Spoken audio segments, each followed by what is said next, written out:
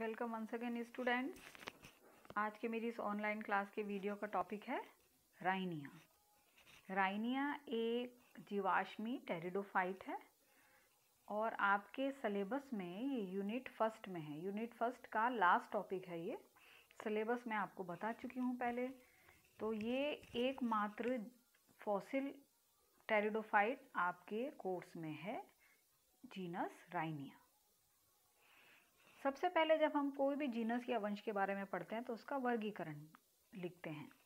तो वर्गीकरण राइनिया का डिवीज़न टेरिडोफाइटा है और इसका सब डिवीज़न उपप्रभाग जो है वो साइलोफाइटा।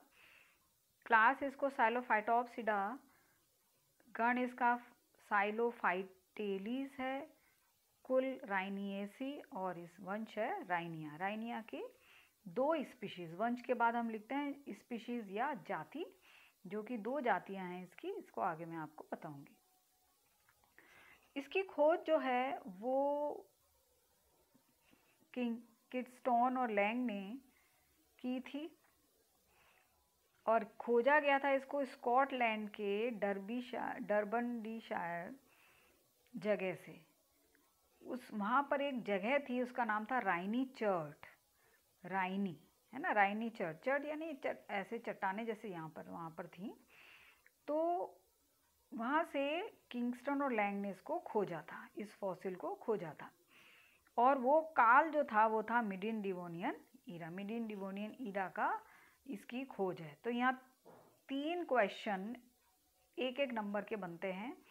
राइनिया को किसने खोजा, किस जगह से खोजा और किस काल में खोजा। तो ये 3 प्रश्न एक एक नंबर के आपके यहाँ पर बनते हैं एग्जामिनेशन पॉइंट ऑफ व्यू से। ये फॉसिल है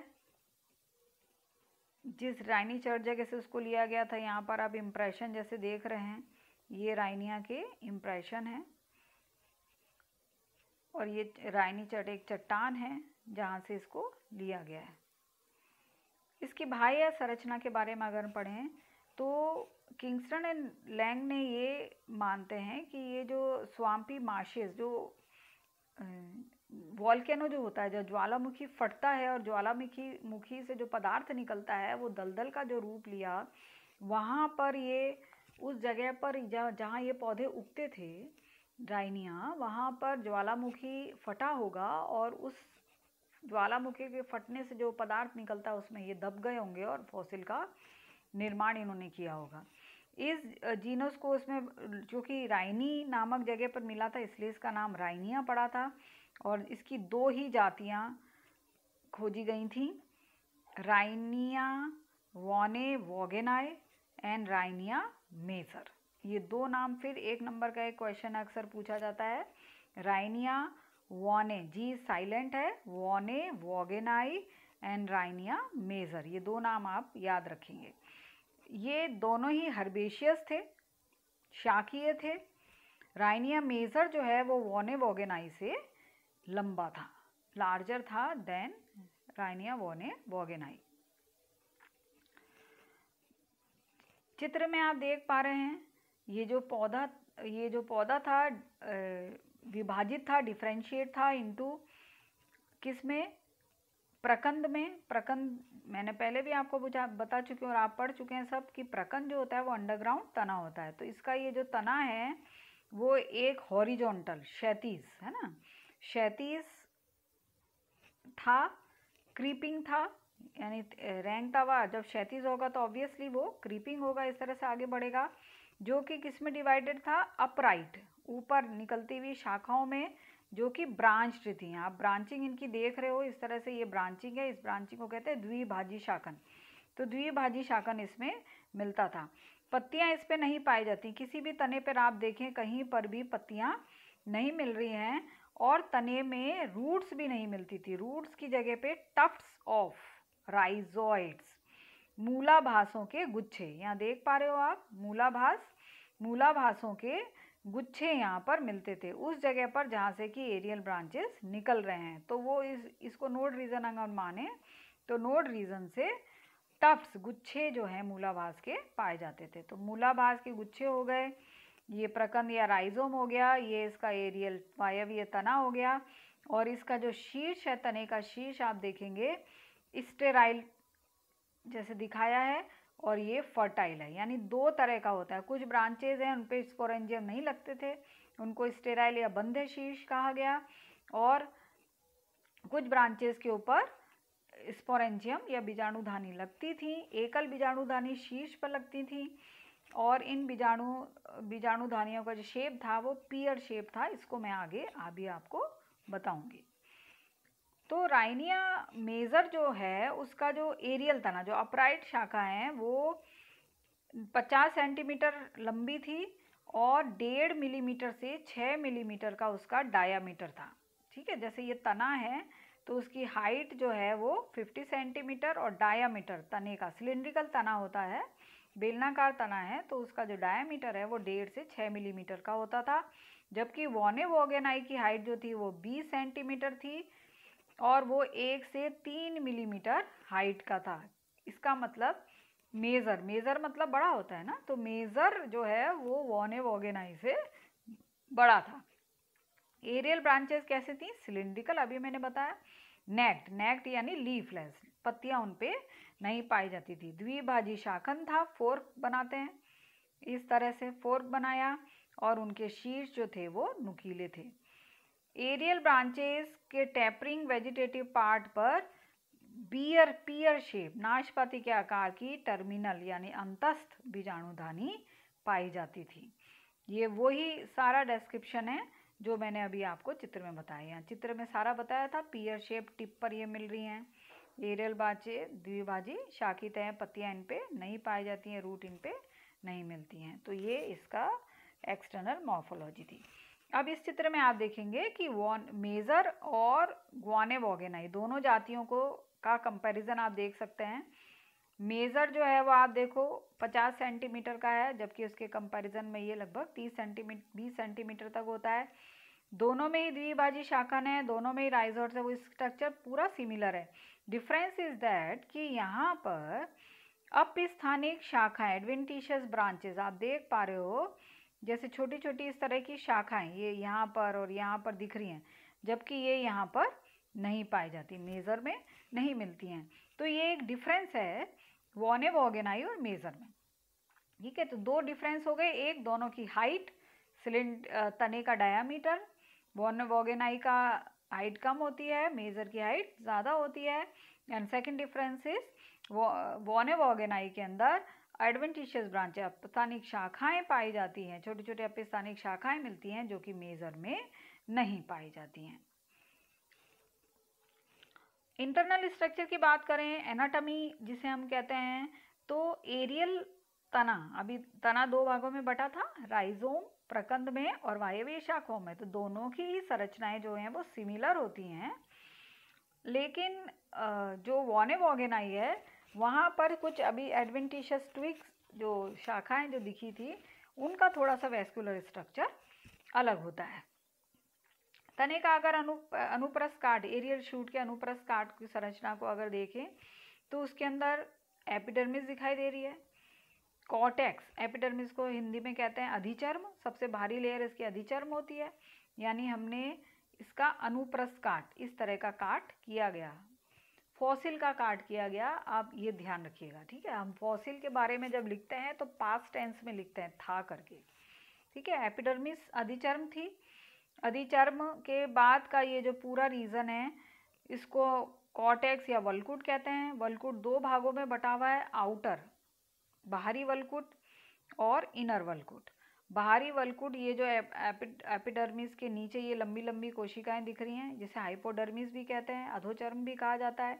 इसके अंदर की कोशिकाएं होती हैं, उनके बीच में अंतर कोशिका अवकाश नहीं है। जो भी कोशिकाएं हैं बिल्कुल इस तरह से हैं, इनमें अंतर कोशिका अवकाश नहीं पाया जाता। जबकि इनर कॉर्टेक्स में आप देखेंगे जो भी मृदुतक कोशिकाएं हैं उनके बीच में अंतर कोशिका अवकाश, इंटरसेलुलर स्पेस मौजूद है। और बीच में यहाँ पर प्रोटोस्टील है। प्रोटोस्टील में क्या है? जाइलम, स्टीलर सिस्टम मैंने बता दिया था, मेरे पिछले वीडियो में देख सकते हैं।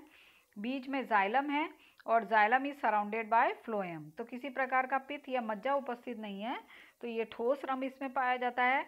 और एपिडर्मिस या अधिचर्म जो होती है वो इंटरप्टेड होती है, यानी बीच बीच में इसके पोर्स या स्टोमेटा आप देख सकते हैं पाए जाते थे।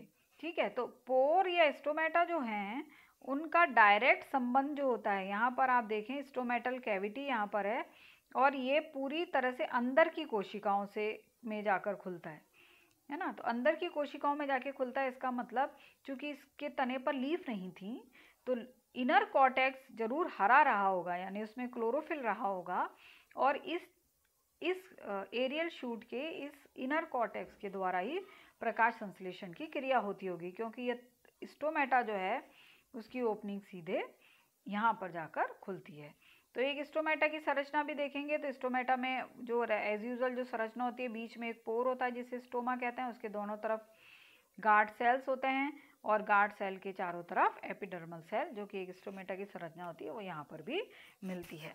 ठीक है, तो वायवीय तने, अभी मैंने पिछली स्लाइड में बोला कि वायवीय तने और राइजोम या प्रकंद की जो आंतरिक संरचना है वो सिमिलर है, लेकिन अगर हम थोड़ा सा उसमें देखें तो डिफरेंस क्या होगा, क्योंकि प्रकंद जो कि अंडरग्राउंड होता है तो उसमें स्टोमेटा अनुपस्थित होंगे, प्रकंद में स्टोमेटा नहीं पाए जाएंगे और प्रकंद का जो इनर कॉर्टेक्स है वो हरा भी नहीं होगा। ठीक है, ये दो डिफरेंस रहेंगे एरियल तने में और प्रकंद में। ये पूरी संरचना देखिए, वायवीय अक्ष का अनुप्रस्थ काट, सबसे ऊपर स्टोमा एपिडर्मिस के ऊपर क्यूटिकल की एक लेयर है, ये आउटर कॉर्टेक्स है, दिस आउटर कॉर्टेक्स जिसकी कोशिकाओं में अंतर कोशिकीय अवकाश नहीं है, ये इनर कॉर्टेक्स है जिसकी कोशिकाओं में अंतर कोशिकीय अवकाश दिख रहे हैं, बीच के अंदर ये स्टीलर सिस्टम है जिसमें फ्लोएम है, ये हल्का हल्का सारा फ्लोएम है और ये जाइलम है, जो बीच का पार्ट है ये जाइलम है। तो एक सिंपल सी संरचना तने की मिलती है। इसका डिस्क्रिप्शन मैं जल्दी जल्दी आपको बता देती हूँ क्योंकि वीडियो लंबा हो जाएगा। ये आउटर मोस्ट लेयर होती है जो कि थिक लेयर क्यूटिकल से कवर रहती है, अभी मैंने बताया इस क्यूटिकल मिल रही है, जो इंटरप्टेड रहती है बाय स्टोमा, बीच बीच में इसमें जगह एक इंटरप्शन रहता है जहाँ पर कि छिद्र या स्टोमा पाए जाते हैं। स्टोमा के अंदर क्या होता है, दो गार्ड सेल्स होते हैं और राइजोम के अंदर स्टोमा नहीं पाए जाते हैं। तो राइजोम यूनिसेलुलर राइजोइड्स होने से उसके राइजोम के ऊपर राइजोइड्स उपस्थित होते हैं, स्टोमेटा नहीं पाए जाते हैं। राइजोइड का काम क्या होता है, मूलाभास, मूल की तरह का आभास, है ना। तो राइजोम का वही कार्य होता है जो कि मूल का होता है, वाटर एब्जॉर्प्शन करना और एंकरिंग, तने को स्थिर रखना भूमि के अंदर, प्लांट को स्थिर रखना भूमि के अंदर। एपिडर्मिस के नीचे ब्रॉड चौड़ा कॉर्टेक्स रीजन है, कॉर्टेक्स दो भागों में बटा हुआ है, भारी कॉर्टेक्स और आंतरिक कॉर्टेक्स। भारी कॉर्टेक्स को हाइपोडर्मिस भी कहते हैं, ये मैंने अभी आपको बताया। आउटर कॉर्टेक्स की में एक से चार सेल्स की लेयर पाई जाती है जो कि कॉम्पैक्टली अरेंज होती हैं, षटकोणीय बहुभुजीय होती हैं और बहुभुजीय मृदुतकीय कोशिकाएं होती हैं जिनमें अंतर कोशिकीय अवकाश नहीं पाया जाता है, विदाउट एनी इंटरसेलुलर स्पेसेस, अंतर कोशिकीय अवकाश नहीं मिलते हैं।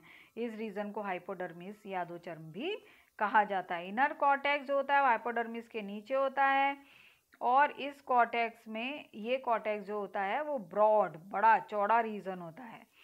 ये मैंने अभी आपको जब चित्र बताया तो बताया, इसको एक बार हम और देख लेते हैं इस चित्र को, ये देखिए, है ना, ये इनर कॉर्टेक्स जो है ये इनर कॉर्टेक्स है और ये इनर कॉर्टेक्स यहाँ से यहाँ तक पूरा फैला हुआ है, तो ब्रॉड रीजन ये होता है। वापस उस स्लाइड पर जाते हैं जब हम कॉर्टेक्स आपको पढ़ा रहे थे, कॉर्टेक्स, इनर कॉर्टेक्स, ठीक है, broad zone of inner cortex. ठीक है, तो इनर कॉर्टेक्स की जो कोशिकाएं होती हैं स्फेरिकल, गोल मृदुतकीय कोशिकाएं होती हैं जिनके बीच में लार्ज, बड़ा इंटरसेलुलर स्पेस, अंतर कोशिकीय अवकाश पाया जाता था। ये कंटिन्यूटी रखते थे outer atmosphere through the stomata present in the, ये भी मैंने आपको बताया था कि स्टोमेटा जो थे इस स्टोमेटा जो थे वो सीधे यहाँ पर जाकर खुलते हैं। तो इन स्टोमेटा का संबंध आउटर कॉर्टेक्स से नहीं होता, इनर कॉर्टेक्स से होता है। इससे ये पता चलता है, दिस इंडिकेट दैट इनर, ये मैंने अभी आपको बताया, inner cortex was a chief photosynthetic region, क्योंकि हरी कोशिकाएं होंगी और वो फोटोसिंथेसिस का काम करेंगी। क्यों? क्योंकि लीफलेस होता है, पत्तियां इस पे नहीं पा जाती। इसका रंभ या इसका जो केंद्रीय सिलेंडर है, केंद्रीय भाग जो है वो प्रोटोस्टील है, जो कि दोनों में, सेंट्रल मुख्य तने में और राइजोम दोनों में मिलता है। जाइलम जो है वो किसके द्वारा घिरा हुआ है? फ्लोएम के द्वारा। बीच में इस तरह से जाइलम है which is surrounded by phloem, तो ये प्रोटोस्टील है। जाइलम के अंदर क्या पाया जाता है? ट्रैकिड्स, वेसल्स अनुपस्थित होते हैं, है ना। टेरिडोफाइट्स में भी मैंने जनरल कैरेक्टर बताया था, तो वेसल अनुपस्थित होते हैं। कुछ टेरिडोफाइट्स एक्सेप्शनली ऐसे हैं जिनमें वेसल्स या वाहिकाएं पाई जाती हैं। तो ट्रैकिड्स मिलते हैं और ट्रैकिड्स यानी वाहिनिकाएं मिलती हैं जिनके अंदर वलयाकार या सर्पिलाकार थिकनिंग पाई जाती है। इस तरह से ये ट्रैकिड्स होते हैं। वलयाकार लिग्निंग की इस तरह से थिकनिंग मिलती है, इस तरह से थिकनिंग पाई जाती है। या तो ये वलयाकार हो सकती है या ये थिकनिंग जो है वो स्पाइरल, इस तरह से स्पाइरल होती है। तो दो तरह के ट्रैकिड्स इसमें मिलते हैं। फ्लोएम के अंदर 4 से 5 layer thin wall elongated cell with opaque and wall होते हैं। इस तरह से उनमें ऑब्लिक, इस तरह से फ्लोएम में ऑब्लिक ऑब्लिक ऑब्लिक है ना, तिरछे इस तरह से वॉल एंड वॉल्स पाए जाते हैं। अब इनके रिप्रोडक्टिव स्ट्रक्चर या जनन संरचनाओं पे आते हैं। क्योंकि फॉसिल है और पूरी लाइफ साइकिल जो है वो इसकी नहीं ज्ञात हुई है, लेकिन फिर भी जो भी जितना भी अवशेष उसके मिले हैं उसके आधार पर रिकंस्ट्रक्शन करने के बाद ये सारी जानकारी सामने आई है। तो इसमें स्पोरेंजिया बीजाणुधानियाँ मिलती हैं जो कि एपिसेज ऑफ सम ऑफ कुछ वायवीय शाखाओं के शीर्ष पर, एपिसेज पर ये लगती हैं, एकल होती हैं। ये आकार में ओवल, स्लाइटली सिलिंड्रिकल, गदाकार, लंबी होती हैं, जिनका डायमीटर जो होता है वो टिप की तरफ से यहाँ ज़्यादा होकर ऊपर की तरफ कम होता है। इस तरह से ये रहती हैं। जो स्पोरेंजिया मेजर में मिलती थी वो 12 मिलीमीटर लंबी होती थी और उनकी चौड़ाई 1.4 मिलीमीटर होती थी, और उनमें स्पोर्स जो थे वो 65 माइक्रोन डायामीटर के थे। यानी स्पोरेंजियम के अंदर पाए जाते थे स्पोर जिनका डायामीटर 65 माइक्रोन था। बीजाणुधानियाँ वॉनेवॉगेनाई के अंदर इनकी लेंथ 4 मिलीमीटर थी, विड्थ जो चौड़ाई जो थी 1.45 मिलीमीटर, और स्पोर का डायामीटर 40 माइक्रोन था। यानी वो ये छोटे थे, पौधा भी छोटा होता है और बीजाणुधानियाँ भी इस पर छोटी मिलती हैं। स्पोरेंजिया में 3 तरह की वॉल देखी गई हैं।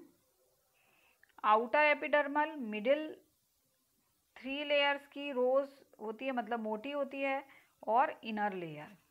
तो यहाँ पर आप देखेंगे ये फॉसिल है स्पोरेंजिया का, और बाहर की तरफ ये एक एपिडर्मल लेयर होगी, एपिडर्मल की एक लेयर की तरह बाहर पाई जाएगी। स्पोरेंजियल वॉल भी हम इसको कह सकते हैं। लेकिन इसके बीच का जो भाग है, मिडिल लेयर जो होती है वो मोटी होती है। जैसे यहाँ पर आप देख पा रहे हैं, यहाँ से कितना गैप दिख रहा है, ये पूरा इसकी मिडिल लेयर है। तो मिडिल लेयर जो होती है वो थिक होती है, उसके बाद फिर पतली एक इनर लेयर होती है। तो 3 लेयर की बनी होती है, और बाहरी लेयर पर क्यूटीन का डिपोजिशन पाया जाता था। जो बाहरी लेयर होती है उस पर क्यूटीन का डिपोजिशन मिलता था। ठीक है, यहाँ पर एक स्पोर दिख रहा है आपको, ये स्पोर टेट्राड है।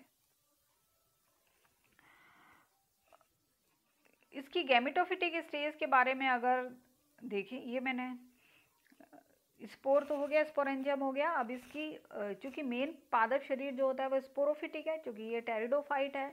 तो स्पोरोफिटिक जनरेशन से जब पीढ़ी एकांतरण होता है तो स्पोर की जो जनरेशन होती है, जो स्पोर्स बने थे, ये स्पोर जो होते हैं वो हैप्लॉइड होते हैं, एक्स होते हैं। तो इससे गैमेटोफिटिक जनरेशन डेवलप होगी, युग्मोद्भिदिक होगी, है ना। तो ये युग्मोद्भिद जो होगा वो राइनिया में उसकी अवस्था के बारे में इसमें पढ़ेंगे। राइनिया में जब राइनी चर्च जगह पर देखा गया तो वहाँ पर कुछ जर्मिनेटिंग स्पोर्स देखे गए जिनमें बहुकोशिकीय संरचना डेवलप हो रही थी जर्म ट्यूब के एंड पर। जब एक स्पोर में जर्मिनेशन होता है तो जर्म ट्यूब का निर्माण होता है, और ये जर्म ट्यूब जो होती है वो बहुकोशिकीय, उसमें अनेक कोशिकाएं पाई जाती हैं, इस तरह से होता है ना। तो ऐसा देखा गया ऐसा कि इतनी संरचना, गैमेटोफाइट इसका नहीं मिला, लेकिन जर्मिनेशन स्पोर का इस तरह से देखा गया, जो ये प्रदर्शित करता था कि राइनिया में गैमेटोफाइट प्रेजेंट था, है ना। राइनिया के गैमेटोफाइट युग्मोद्भिद को बताता था। मर्कर ने 1961 में अपना विचार प्रस्तुत किया कि underground creeping part of Rhynia is the gametophyte but not the rhizome. उन्होंने कहा कि राइनिया का जो अंडरग्राउंड शाखा प्रकंद जो है वो प्रकंद नहीं है, वो उसका युग्मोद्भिद है। ठीक है, चूंकि उस पर किसी प्रकार के जननांग प्रेजेंट नहीं होते हैं तो उस गैमेटोफिटिक नेचर को केवल हम स्पेक्युलेट कर सकते हैं, सही तरीके से नहीं बता सकते हैं। इसके बाद पंत ने, इंडियन डीडी पंत जो हैं वो इंडियन ब्रायोलॉजिस्ट, इंडियन टेरिडोफाइटोलॉजिस्ट हैं। उनका ये कहना है कि वॉनेवोगेनाई जो कि आकार में छोटा होता है, मेजर जो कि आकार में बड़ा होता है, तो राइनिया वॉनेवोगेनाई जो है वो मेजर का युग्मोद्भिद है, मेजर का युग्मोद्भिद है। ठीक है, तो इस तरह पंत के अनुसार जो वॉनेवोगेनाई है वो गैमेटोफाइट है और जो मेजर है वो स्पोरोफाइट है। पुरी ने इसी बात को आगे बढ़ाया, उन्होंने कहा जो स्पोरोफाइट है वही गैमेटोफाइट है, यानी इसी बात को आगे बढ़ाया, यानी वोगेनाई का जो स्पोरोफाइट है वही वो गैमेटोफाइट है। यहाँ थोड़ा सा स्पेलिंग मिस्टेक है, ओ आएगा ना, स्पोरोफाइट यानी युग्मोद्भिद में भी गैमेटोफाइट यानी बीजाणुद्भिद जो है वो गैमेटोफाइट है।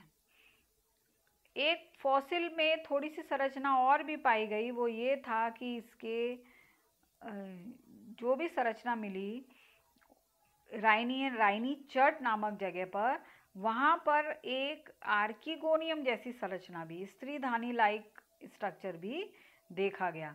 तो ये स्त्रीधानी लाइक स्ट्रक्चर जो है ये भी शो करता है कि यहाँ इसका गैमेटोफाइट मौजूद था, है ना। तो कुछ आर्किगोनियम नामक संरचना तो देखी गई, डीडी पंत ने भी इनको देखा, लेकिन जो भी ये आर्किगोनिया जैसी संरचना थी इसको कई वैज्ञानिक जो हैं वो स्टोमेटा मानते हैं। जैसे कि स्टोमेटा भी इसी तरह का रंध्र वाला भाग था जो अंदर ओपनिंग उसकी खुलती थी। तो सही तौर पर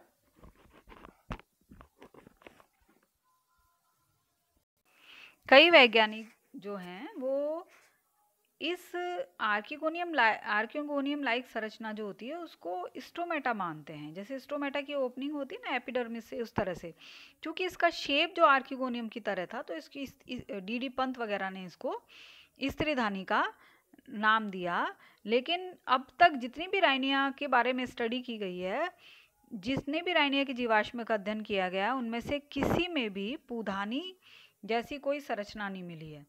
तो राइनिया के युग्मोद्भिद के विषय में अभी निश्चित रूप से कुछ भी नहीं कहा जा सकता। ये केवल स्पेकुलेशन है कि इसका युग्मोद्भिद ऐसा होता था, लेकिन निश्चित तौर पर ये नहीं कहा जा सकता कि उसका युग्मोद्भिद किस प्रकार का होता था। लाइफ साइकिल जो कि ये भी एक काल्पनिक रूप से बनाई गई है। राइनिया का ये स्पोरोफाइट है ना, ये स्पोरोफाइट है। स्पोरोफाइट में ये स्पोरेंजियम में निर्माण हुआ स्पोर का। ये मैं आपको बताना भूल गई कि होमोस्पोरस था, क्योंकि सारे जो स्पोर थे वो एक ही समान देखे गए। तो राइनिया जो है वो सम बीजाणु था, तो उसमें बीजाणुओं का अंकुरण, बीजाणुओं का जर्मिनेशन हुआ, यानी कि बीजाणु बनने का मतलब ये एक्स जनरेशन आ गई। एक्स जनरेशन से गैमेटोफाइट बना, एग्स इसमें आर्किगोनिया देखा गया है। फिर स्पेकुलेशन है कि आर्किगोनिया में एम्ब्रियो का निर्माण हुआ, और एम्ब्रियो का जब निर्माण हुआ इसका मतलब ये फर्टिलाइजेशन की क्रिया हुई, 2x अवस्था आ गई, और 2x अवस्था से वापस फिर यहाँ पर गैमेटोफाइट का निर्माण हो गया। ये पूरा काल्पनिक है, एक निश्चित तौर पर इसकी लाइफ साइकिल को, राइनिया की लाइफ साइकिल को नहीं बताया जा सकता। अब यहाँ पर एक क्वेश्चन बनता है कि अक्सर आप देखेंगे पेपर पुराने जो आप देखोगे तो यहाँ पर एक क्वेश्चन ये आता है कि राइनिया एक प्रिमिटिव टेरिडोफाइट है, एक्सप्लेन कीजिए। Rhynia is a primitive pteridophyte, explain it. ठीक है, तो प्रिमिटिव कैरेक्टर यानी इसमें टेरिडोफाइट्स के जो आद्य लक्षण हैं, पुराने लक्षण हैं, वो मौजूद हैं। कौन कौन से लक्षण हैं, एक बार हम इसको तुरंत रिवाइज कर लेते हैं। इसका जो तना होता है वो अंडरग्राउंड होता है, ठीक है। रूट नहीं मिलती हैं, मूलाभास मिलते हैं, मूल नहीं मिल रही है, मूलाभास पाए जा रहे हैं। एरियल शाखाओं में डाइकोटोमस क्या बोलते हैं, ब्रांचिंग होती है, ठीक है। और लीफ नहीं पाई जाती हैं, रूट्स नहीं पाई जाती हैं, ट्रैपरिंग एंड्स होते हैं, है ना। नुकीले जो तने, नुकीले जो सिरे हैं वो भी एक आद्य लक्षण है।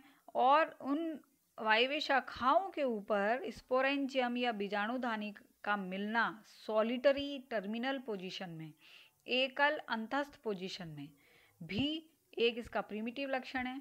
आंतरिक संरचना में हम देखेंगे तो सबसे आद्य प्रकार का रम, प्रोटोस्टील या ठोस रम की उपस्थिति भी इसका आद्य लक्षण है। तो ये 5-6 आद्य लक्षण हैं जो ये बताते हैं कि राइनिया एक प्रिमिटिव टेरिडोफाइट था।